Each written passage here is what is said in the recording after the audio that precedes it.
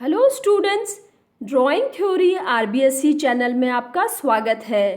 राजस्थान माध्यमिक शिक्षा बोर्ड पाठ्यक्रम के कक्षा 12th विषय चित्रकला अध्याय 7 आधुनिक कला व कलाकारों के भाग 3 के अंतर्गत प्रमुख चित्रकारों को मैं इस वीडियो के माध्यम से पढ़ाऊंगी और समझाऊंगी। स्टूडेंट्स, इससे जो पूर्व का वीडियो है उसमें मैंने भाग 2 के अंतर्गत भी प्रमुख चित्रकारों को पढ़ाया है।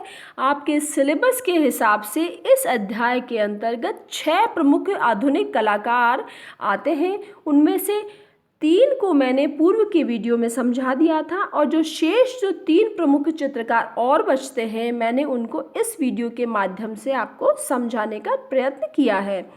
तो स्टूडेंट्स, मैं अब आपको ले चलती हूँ प्रमुख चित्रकार के.जी. सुब्रमण्यम की तरफ। के.जी. सुब्रमण्यम को पढ़ने के लिए हम सर्वप्रथम उनकी जीवनी को समझेंगे।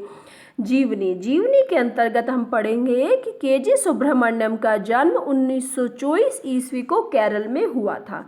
केरल में के.जी. सुब्रमण्यम का जन्म हुआ। उनकी आरंभिक शिक्षा चेन्नई में हुई। उन्होंने जो शुरुआती शिक्षा प्राप्त की वो चेन्नई से प्राप्त की। उसके बाद कला में रुचि होने के कारण 1944 ईस्वी में कला भवन शांति निकेतन में प्रवेश लिया।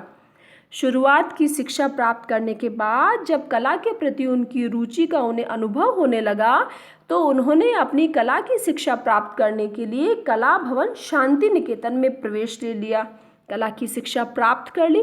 उसके बाद उन्होंने उस जो कला की शिक्षा जो प्राप्त की थी उसी कला शिक्षा को प्रसारित करने के लिए ही उन्होंने एमएस यूनिवर्सिटी बड़ौदा और शांति निकेतन कला विभाग में अध्यापन कार्य किया।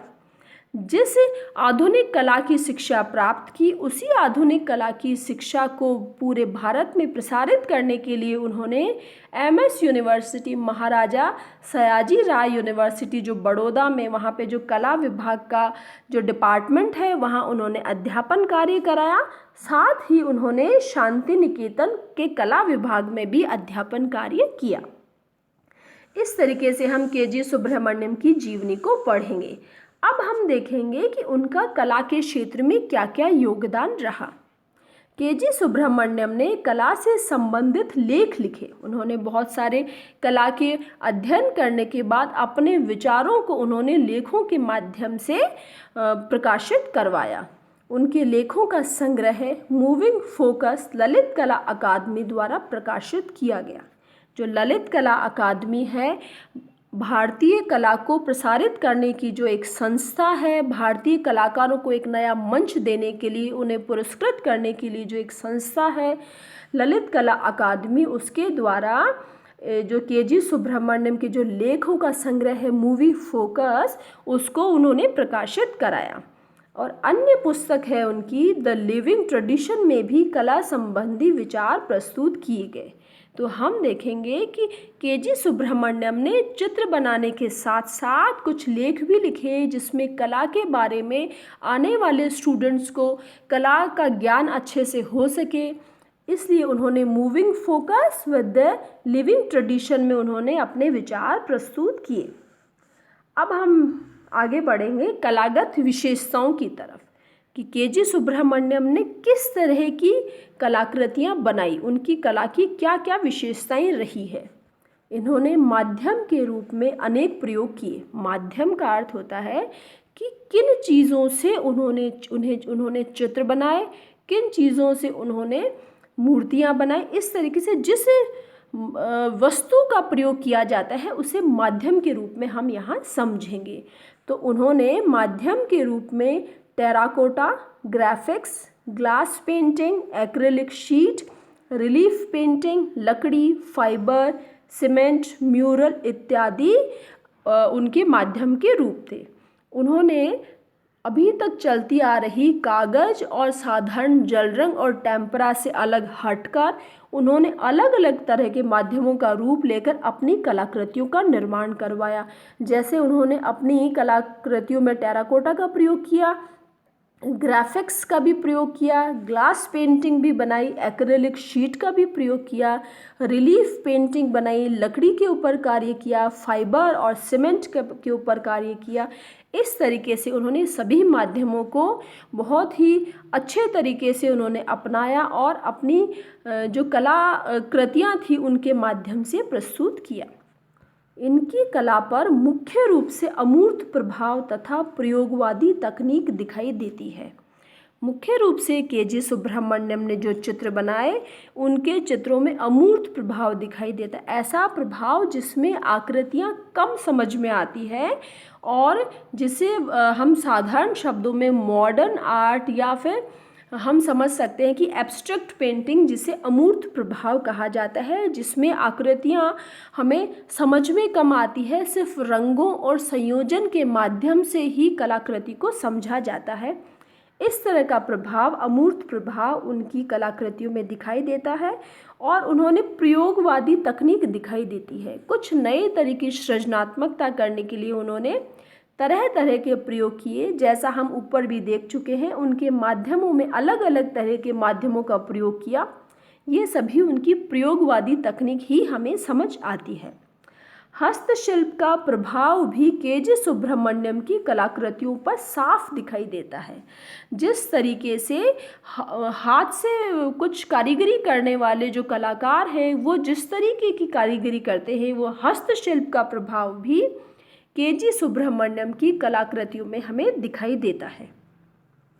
अब मैं ले चलती हूँ आगे आपको के.जी. सुब्रमण्यम के प्रमुख चित्रों की तरफ। सबसे पहले मैं एक उनके चित्र को दिखाऊंगी, युवतियों को।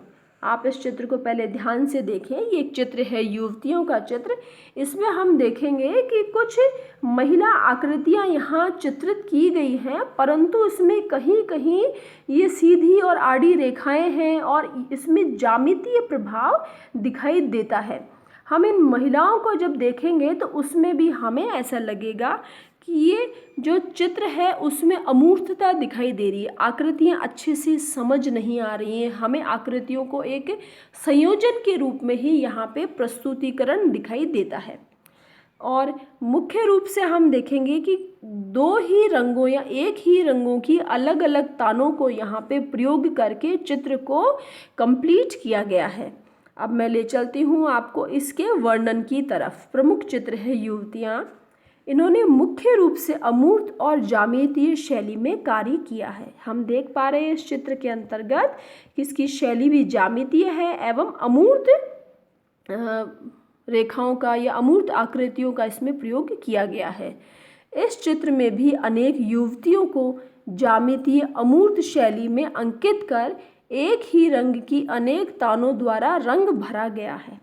ये आप देख चुके हैं कि यहाँ पे मुख्य रूप से एक गुलाबी और सफ़ेद के मिश्रण से ही उसकी अलग अलग तानों के द्वारा इस चित्र को पूर्ण किया गया है। ये जो युवतियाँ हैं ये आपस में खड़ी हैं, कुछ बातें करते हुए एक दूसरे की तरफ चेहरा किए हुए ये दर्शाई गई हैं। इनकी जो आकृतियों का जो शैली है वो ज्यामितीय शैली है। ज्योमेट्रिकल फिगर्स को इन्होंने थोड़ा ज़्यादा हाईलाइट करके और इस चित्र को पूर्ण किया गया है।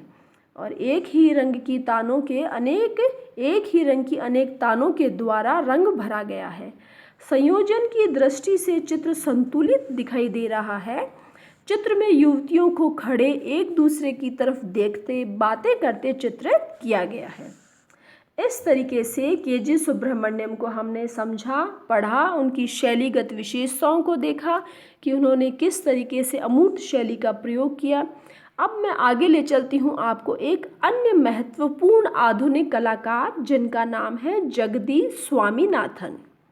जगदीश स्वामीनाथन को हम समझेंगे कि इनकी सबसे पहले हम जीवनी देखेंगे कि इनका जन्म 1928 को शिमला में हुआ था। इन्होंने कला की शिक्षा दिल्ली व पोलैंड से प्राप्त की तथा इन्होंने भोपाल में रूपंकर भारत भवन की स्थापना की।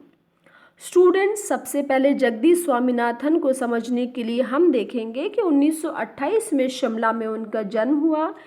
उन्होंने आरंभिक शिक्षा प्राप्त की। कला की शिक्षा उन्होंने दिल्ली से प्राप्त की। उसके बाद वो पोलैंड विदेश चले गए।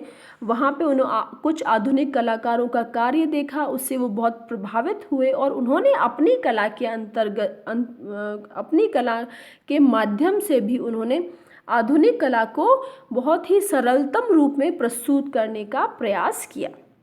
उन्होंने एक संस्था की स्थापना की जो भोपाल में एक रूपंकर कला संस्था है, जहाँ पे कलाकारों के चित्रों को या कलाकृतियों को प्रदर्शित किया जाता है। उसी स्थान पर जो भारत भवन है वहाँ पर एक अलग से उन्होंने एक संस्था की या एक डिपार्टमेंट की स्थापना की, जिसमें उन्होंने आदिवासी कला को भी आधुनिक कला के समान स्थान दिया। जो जगदीश स्वामीनाथन है, उन्होंने भारत भवन भोपाल में एक बहुत बड़ा जो डिपार्टमेंट है उसमें एक अलग से एक रूपंकर की स्थापना की। रूपंकर में उन्होंने जो आधुनिक कलाकार हैं तथा आदिवासी कलाकार हैं, दोनों की कलाकृतियों को वहाँ पे प्रदर्शित किया, वहाँ पे संग्रहित किया और आदिवासी कलाकारों को भी आधुनिक कलाकारों के समान स्थान दिया। आगे ले चलते हैं कि जगदीश स्वामीनाथन का कला के क्षेत्र में क्या योगदान रहा। जगदीश स्वामीनाथन ने 1963 ईस्वी में कला ग्रुप 1890 की स्थापना की। स्वामीनाथन ने कांट्रा नामक पत्रिका का संपादन किया, जो कि कला के क्षेत्र में बहुत महत्वपूर्ण रही। स्टूडेंट्स, हम समझ पा रहे हैं कि इससे पूर्व के जो कलाकार थे के.जी. सुब्रमण्यम, उन्होंने भी कला के ऊपर कई लेख लिखे। साथ ही हम देखेंगे कि अब ये जो जगदीश स्वामीनाथन हैं, उन्होंने भी कला के ऊपर कई लेख लिखे, जिसमें उनकी एक महत्वपूर्ण पत्रिका है जिसका नाम है कांट्रा। कांट्रा नामक पत्रिका का भी उन्होंने संपादन किया, जिसने भी कला के क्षेत्र में बहुत महत्वपूर्ण योगदान दिया।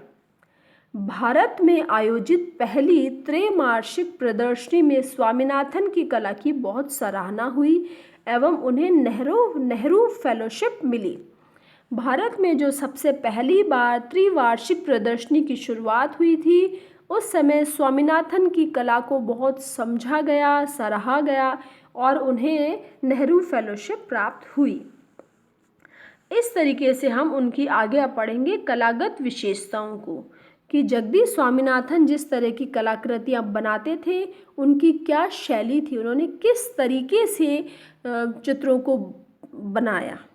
तो जगदीश स्वामीनाथन है, उन्होंने अपनी कलाकृतियों में मुख्य रूप से पर्वत, पक्षी, वृक्ष इत्यादि को चित्रित किया। हम देखेंगे इस चित्र को। इस चित्र के अंतर्गत हम देख पाएंगे कि लाल और पीले रंग को मुख्य रूप से चुना गया है। बहुत ही चटकीले और ब्राइट कलर्स को यहाँ पे यूज़ किया गया है। एक देखेंगे यहाँ पे एक पर्वत की आकृति दिखाई दे रही है, आसमान दिखाया गया है, एक सुंदर छोटी सी चिड़िया को केंद्र में बनाकर प्रकृति प्रेमी होने को उनको प्रदर्शित किया गया है। यहाँ पे हम देखेंगे कि अन्य कलाकारों की तरह उन्होंने अपनी चित्र शैली में ज्यामितीय आकृतियों या अमूर्त आकृतियों का प्रयोग नहीं किया, बल्कि सरलतम रूप में आकृतियों को प्रस्तुत कर आधुनिक कला में कुछ नए आयाम उन्होंने स्थापित किए। तो जगदीश स्वामीनाथन की कलाकृतियों में मुख्य रूप से पर्वत, पक्षी, वृक्ष इत्यादि को चित्रित किया गया है। उन्होंने अपने चित्रों में ज्यामितीय का प्रयोग नहीं किया, बल्कि कुछ ऐसी आकृतियों की रचना की जो संस्कृति व आध्यात्मिकता से निकट है। उनके चित्रों में रेखाएं कोमल है, रंगों में पीले, नारंगी, भूरे, हरे इत्यादि का मधुर प्रयोग किया गया है। इस तरीके से हम इनको जगदीश स्वामीनाथन हैं उनको हम समझ चुके हैं। अब एक इस अध्याय के जो अंतिम और महत्वपूर्ण जो चित्रकार हैं उनका नाम है रामचंद्रन। अब हम इन रामचंद्रन को पढ़ेंगे। रामचंद्रन की सबसे पहले हम जीवनी को देखेंगे। रामचंद्रन का जन्म 1935 ईस्वी में केरल में हुआ। इनका जन्म भी केरल में हुआ। ये भी दक्षिण भारत से संबंध रखते थे। कला की शिक्षा कला भवन शांति निकेतन से प्राप्त की। जो रामचंद्रन है, इन्होंने भी कला की शिक्षा शांति निकेतन कलकत्ता से प्राप्त की। इन्होंने नंदलाल बोस, विनोद बिहारी मुखर्जी व रामकिंकर बैद से कला की शिक्षा प्राप्त की। ये जो शांति निकेतन है वहाँ पर नंदलाल बोस जो बहुत ही महत्वपूर्ण चित्रकार हैं, विनोद बिहारी मुखर्जी और रामकिंकर बैज ये यहाँ अध्यापन कार्य करवाते थे, कला की शिक्षा देते थे। तो उनके सानिध्य में उन्होंने रामचंद्रन ने कला की शिक्षा प्राप्त की। कला की शिक्षा प्राप्त करने के बाद वो दिल्ली आ गए और दिल्ली में जामिया मिलिया में उन्होंने अध्यापन कार्य करवाया।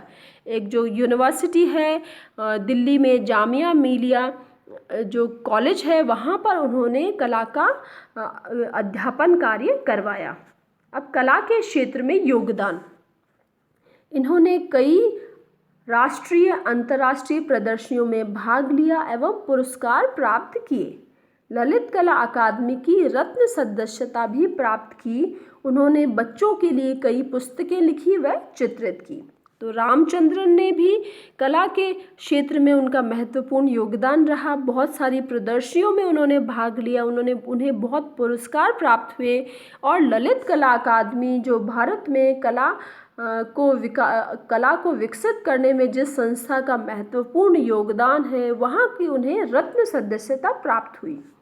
स्टूडेंट्स, रत्न सदस्यता उन्हीं लोगों को प्राप्त होती है जो कला के क्षेत्र में कुछ नया और कुछ विशेष करते हैं, उन्हीं को ललित कला अकादमी के द्वारा रत्न सदस्यता दी जाती है। तो इसी बात से ये समझ आता है कि रामचंद्रन अपने आप में बहुत ही निखरे हुए और बहुत ही अच्छे चित्रकार रहे थे, इसीलिए उन्हें रत्न सदस्यता प्रदान की गई। उन्होंने बहुत सारी पुस्तकें लिखी, बच्चों के लिए उन्होंने पुस्तकें लिखी और उनमें चित्र भी बनाए। अब मैं ले चलती हूँ, इन्होंने चित्र किस शैली में बनाए, उनके चित्रों की क्या विशेषता रही। तो कलागत विशेषताओं की तरफ इन्होंने मुख्य रूप से भारतीय पौराणिक कथाओं व सामान्य जन जीवन के चित्र बनाए। मुख्य रूप से पौराणिक कथाओं की और जन जीवन के चित्र बनाए। चित्रों के साथ साथ म्यूरल भी बनाए, मूर्ति शिल्प भी बनाए, रेखांकन भी किया, प्रिंट मेकिंग भी किया, जल रंग इत्यादि सभी माध्यमों में कार्य किया। तो हम समझेंगे कि जो रामचंद्रन है वो भी मल्टी टैलेंटेड आर्टिस्ट थे। वो चित्रों के साथ साथ म्यूरल भी बनाते थे, मूर्ति शिल्प भी करते थे, स्केचिंग भी की, प्रिंट मेकिंग भी की, जल रंगों में भी कार्य किया। इस तरीके से वो सभी शैलियों में या सभी तकनीकों को संभालने में या कार्य करने में सिद्धहस्त थे। उनकी कलाकृतियों में अलंकारिकता विशेष दर्शनीय है। उनकी जो चित्र बनाने की जो तकनीक है उसमें डेकोरेशन जिसे कह सकते हैं, अलंकरण बहुत ही ज़्यादा दिखाई देता है। प्रमुख चित्र है काली पूजा, यादवों का अंत, नायिका, कमल सरोवर व उर्वशी, ये उनके प्रमुख चित्र हैं। अब एक चित्र है कमल सरोवर, इसका वर्णन पढ़ेंगे हम। रामचंद्रन का यह चित्र बहुत सुंदर है। चित्र में एक सरोवर में नीले, हल्के पीले, सफ़ेद रंग के कमल पुष्पों को चित्रित किया गया है। कमल के फूलों में पत्तों को कोमल रेखाओं के द्वारा उकेरा गया है। फूलों के पत्तों के बीच तितली, झिंगुर व अन्य छोटे जीव जंतुओं को भी अलंकारिकता से बनाया गया है। इस तरीके से हम देखेंगे कि जो कमल सरोवर जो चित्र है वो रामचंद्र ने बहुत ही सुंदरता से अलंकारिक पद्धति में उन्होंने चित्रित किया। अलग अलग रंगों के कमल के फूलों का प्रयोग किया। कमल के फूलों के साथ साथ उनके बड़े पत्तों के ऊपर बैठे हुए तितली, झिंगुर और बहुत छोटे छोटे जीव जंतुओं को भी उन्होंने डेकोरेटिव फॉर्म में यहाँ पे प्रदर्शित किया है। अब मैं ले चलती हूँ एक अन्य चित्र नायिका की तरफ।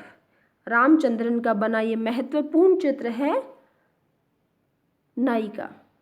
इस चित्र में मानव आकृतियों को सजीव, आकर्षक व अलंकारिक रूप में बनाया गया है।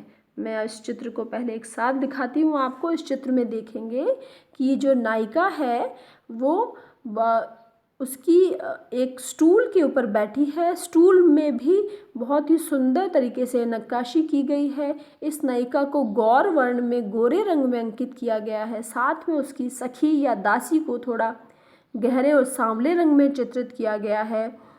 महिला नहाने के बाद अपना सज्जा करते हुए, केश सज्जा करते हुए शीशे के अंदर, आईने के अंदर वो अपने आप को देखते हुए और केशों को संवारते हुए यहाँ पे चित्रित की गई है।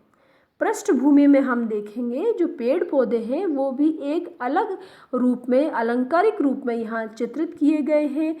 पृष्ठभूमि में यहाँ पे बादलों का अंकन है और पेड़ों के पीछे से एक दानव रूपी मानव को यहाँ से झांकते हुए दिखाया गया है। इस तरीके से अग्रभूमि में भी जो फर्श को आड़ी तिरछी रेखाओं के द्वारा चौखुने बनाकर यहाँ पे फिर उसी अलंकारिक पद्धति का प्रयोग करते हुए चित्रित किया गया है।